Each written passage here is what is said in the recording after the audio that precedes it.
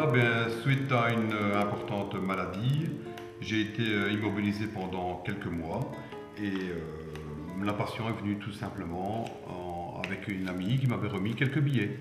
Une très belle pièce, je veux dire que je suis content d'acquérir, mais c'est vrai que c'est pas évident à retrouver, surtout plus on descend dans les années, et je veux dire ce sont des billets qui, pour retrouver ça, il faut vraiment de la chance. Les billets les plus cotés ne sont pas les billets de 10 000 francs par exemple, ce sont les billets de 1000 francs. Et il faut savoir qu'un compte courant de 1000 francs a une valeur catalogue, parce que ce n'est pas la valeur que l'on va donner, on donne beaucoup plus que ça, hein. Mais à 1000 francs, compte courant a une valeur de 14 500 euros.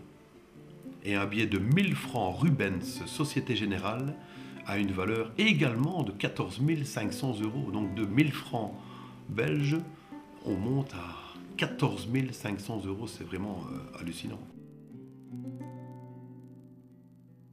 On les manipule tous les jours dans les mains, on n'y prête jamais attention, et pourtant, quand on voit le travail qui est effectué, le travail, le graphisme, le dessin qui a été réalisé par des artistes en somme, des billets, c'est vraiment fabuleux.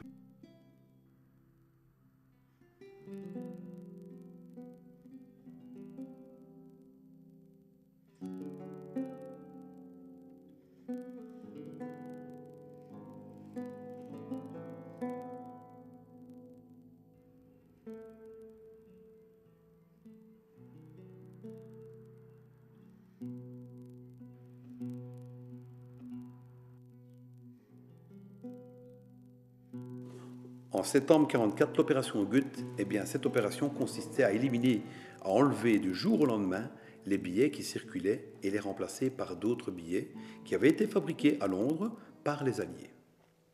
D'où le nom des billets de Londres. Il faut bien penser que quand on allait échanger ces billets à la banque, eh bien, on ne pouvait pas dépasser un montant de 2000 francs par membre du ménage. Et en somme, l'opération Gut, donc c'était tout simplement pour éliminer tout ce qui était faux billets qui avaient été imprimés par les Allemands et également, surtout, par le marché noir. Parce que bon, je veux dire, tous ceux qui avaient gagné de l'argent comme ça au marché noir, du jour au lendemain, se sont vus qu'ils ne savaient plus échanger leurs billets, quoi. Mais à titre d'information, c'est toujours utile de voir, c'est que nous avons eu des billets d'1 franc.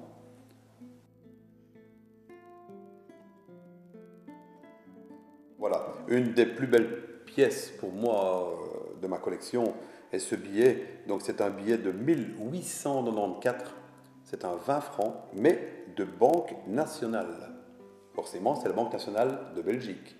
Mais il faut savoir, c'est que dans les années un peu plus loin, quand on revient vers notre époque, tout le monde connaît ce traditionnel billet, bien entendu, de Baudouin, de 1964, eh bien on aperçoit une chose, c'est que ce billet, il est marqué Royaume de Belgique, trésorerie.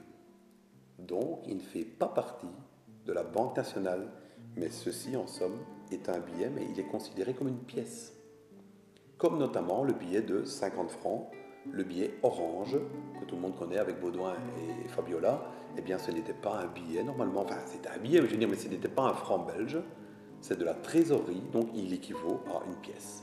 En 1926, on avait imprimé un billet de 50 francs de Banque nationale. Donc là, c'est bien la banque. C'est un billet de 50 francs de Banque nationale. Je dirai pourquoi ensuite qu'il y a une autre différence. Et là, donc en somme, c'est bien marqué en francs.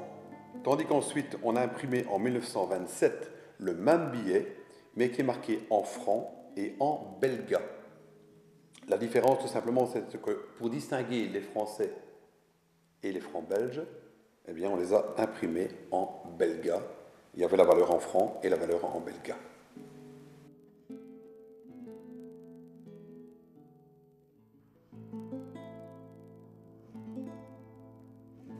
Le but de ma collection est d'essayer de retrouver le maximum de billets, bien entendu, afin d'épanouir ma collection, mais je vais dire ce que je recherche beaucoup, je suis aussi à cran, j'essaye de les retrouver dans un meilleur état possible. Il faut savoir que les billets ont passé par une panoplie d'histoires, que ça soit guerre, que ça soit, je veux dire, caché, ou alors ils ont été abîmés ou quoi que ce soit, mais j'essaye de les forcément de les retrouver dans un état impeccable, dans un bon état, qui n'est pas toujours évident. Ce que je fais également, j'essaye de les restaurer avec des petits trucs, je vais dire, personnels. Voilà, le nettoyage, il faut vraiment y aller très doucement, très léger, simplement. Mais par contre, il faut utiliser une brosse assez douce parce que il arrive des fois que l'on casse le billet en deux.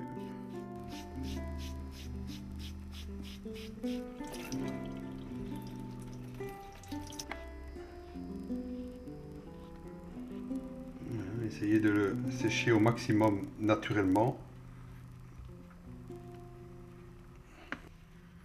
Voilà, et quand il sera bien sec, on verra vraiment une nette différence entre le côté droit et le côté gauche. Mais il faut savoir, c'est que, un bête exemple, dans les billets en euros, eh bien, nous avons la première signature et nous avons déjà la deuxième signature. Donc, on est déjà dans la deuxième série des euros. C'est deux signatures différentes. On peut les distinguer très bien ici. Et alors, il faut savoir que pour reconnaître un billet euro, mais belge, il suffit simplement de le retourner. Et lorsque ce billet commence par la lettre Z, eh bien, c'est que c'est un billet euro, mais belge. Et ce qui est déjà très dur à retrouver, eh bien, c'est de retrouver notre première signature, donc celle-ci, avec un billet Z. Eh bien, il faut savoir que les billets comme ceci, que ce soit la valeur de 5, 10 ou 20 euros, ont déjà une cote supérieure à leur valeur. Mais il faut les avoir dans un état impeccable.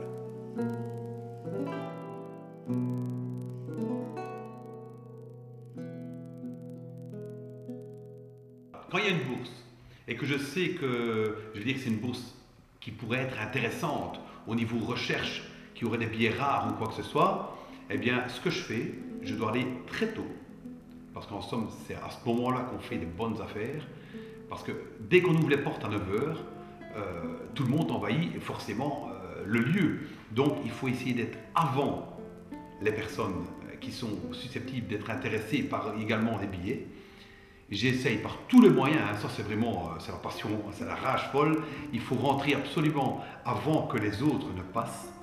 Et on prend les sorties de secours, on prend, je vais dire, du moment, si je sais me faufiler avec quelqu'un pendant qu'il rentre pour aller vendre, je rentre absolument avant les autres, parce que les bonnes affaires, on les fait à ce moment-là. S'il y a un billet rare dans le local, dans la pièce, dans le lieu, pareil pour les brocantes, hein. Pendant qu'ils sont en train d'installer, je suis déjà en train de fouiner, en train de chercher, je vais dire, la perle rare, quoi, parce qu'on sait qu'il va peut-être avoir quelque chose, donc j'ai peut-être un billet là que je ne possède pas, il faut absolument que je rentre pour peut-être le découvrir, et je veux dire, ça c'est mon bonheur, hein, ça c'est là que la passion est là, c'est la recherche, je vais dire, de la pièce rare pour compléter ma collection.